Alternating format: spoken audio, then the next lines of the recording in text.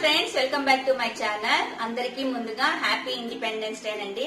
చూసారు కదా, ఈవేళ మా ఇంట్లో స్పెషల్ బ్రేక్ఫాస్ట్ ఇడ్లీ. ఈ ఇడ్లీలో నేను ఇండిపెండెన్స్ డే కలర్ రకంగా ఈ విధంగా తయారు చేశాను. సో ఈ ఇడ్లీలో నేను ఎలా తయారు చేశానో చూద్దాం రండి. ఇక్కడ నేను పిండి ముందుగానే రుబ్బు పెట్టుకున్నానండి. ఈ పిండితో మనం దోశలు వేసుకోవచ్చు, ఇడ్లీలు కూడా చేసుకోవచ్చు. రెండింటికి నేను ఒకే పిండినే వాడుతుంటాను. ఇప్పుడు నేను చూపిస్తాను అది ఎలా చేసుకోవాలో. నేను ఇక్కడ 3 సపరేట్ బౌల్స్ తీసుకున్నాను. 3 సపరేట్ బౌల్స్ లేక గాను మనం ఇందాక తీసి పెట్టుకున్నాం కదా పిండి, ఆ పిండిని మూడిట్లోనూ సమానంగా ఎంత మనకి ఇడ్లీ కావాలో అన్ని ఇడ్లీలకు గాను పిండిని నేను ఇక్కడ సపరేట్ గా 3 బౌల్స్ లేక తీసుకుంటున్నాను. మనం ఈ పిండిని ఇడ్లీ వేసుకోవచ్చు, దోశ చేసుకోవచ్చండి. అందులోకి గాను మనకు రుచికి సరిపడా సాల్ట్ కూడా ఇందులోనే యాడ్ చేస్తున్నాను నేను. ఈ రుచికి సరిపడా సాల్ట్ తర్వాత కొంచెం కుకింగ్ సోడాను కూడా యాడ్ చేస్తున్నానండి. మూడిట్లోనూ సమానంగా కుకింగ్ సోడాను కూడా యాడ్ చేశాను. తర్వాత మనకి ఇండిపెండెన్స్ డే కలర్ కాను జెండా ఏ కలర్ లో ఉంటుందో ఆ కలర్ కాను నేను ఇక్కడ ఒక దాంట్లో వచ్చేసి గ్రీన్ కలర్ తీసుకున్నాను, ఇంకా దాంట్లోకి వచ్చేసి ఆరెంజ్ ఫుడ్ కలర్ ని తీసుకున్నాను, ఇంకొకటి వైట్ కాబట్టి దాంట్లోకి నేను ఏమీ తీసుకోలేదండి కలర్స్. తర్వాత ఈ మూడింటిని సపరేట్ గా పెట్టుకునేసి వైట్ పిండిని మాత్రం సపరేట్ గా పెట్టేశాను. తర్వాత ఈ గ్రీన్ కలర్ ని కొంచెం నీళ్లు తీసుకొని మనం పిండిని ఇడ్లీకి ఎలా తడుపుకుంటామో ఆ విధంగా కలుపుకోవాలి. ఇక్కడ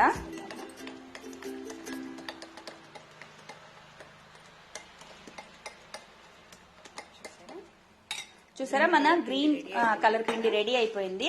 దీన్ని సపరేట్ గా పెట్టుకొని ఇప్పుడు ఆరెంజ్ కలర్ ని కూడా అదే విధంగా కలుపుకోవాలి. దీంట్లో కూడా కొంచెం వాటర్ యాడ్ చేసుకోవాలి. ఇడ్లీ కాబట్టి కొంచెం వాటర్ యాడ్ చేస్తే సరిపోతుందండి, పిండి రెడీ అయిపోతుంది.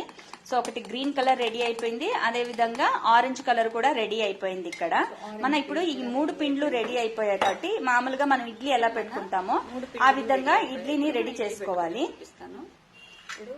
స్టాండ్ తీసుకుని ఇడ్లీ ప్లేట్లన్నిటికీ ముందుగానే నేను ఆయిల్ పట్టించేసుకున్నానండి. ఫస్ట్ నేను ఇక్కడ గ్రీన్ కలర్ పిండితో వేసుకుంటున్నాను ఇడ్లీని.